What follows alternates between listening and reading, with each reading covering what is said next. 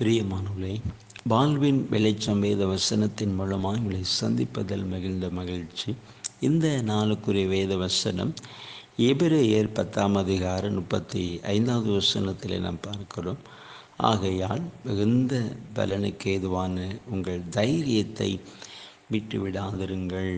பிரியமானவர்களே, இன்றைக்கும் ஆண்டவர் உங்களுக்கு கொடுக்குற ஒரு ஆலோசனை, உங்கள் தைரியத்தை விட்டு விடாதீங்க. அப்படின்னா தைரியமாக இருங்க. சூழ்நிலைகள் எப்படினாலும் இருக்கலாம்.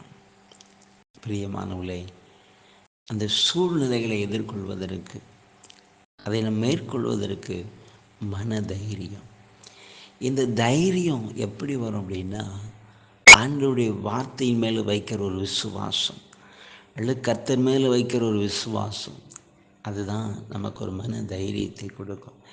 இன்றைக்கி அநேகர் சூழ்நிலையை கண்டு பயந்து கலங்கி போகிறாங்க.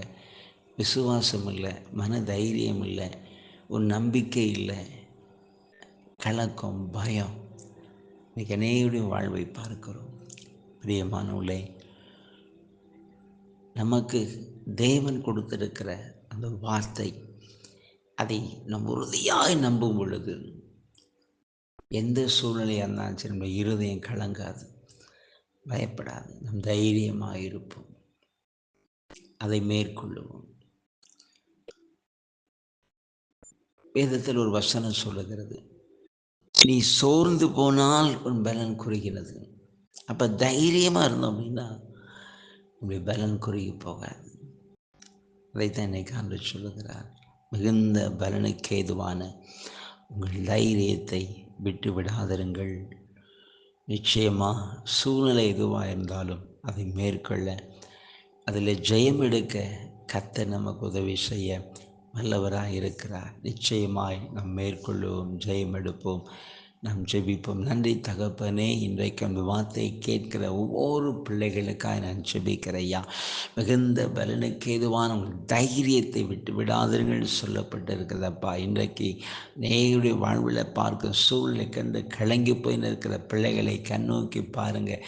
ஆண்டவர் தைரியப்படுத்துங்க, நம்முடைய பிள்ளைகளை பலப்படுத்துங்க, உற்சாகப்படுத்துங்கப்பா.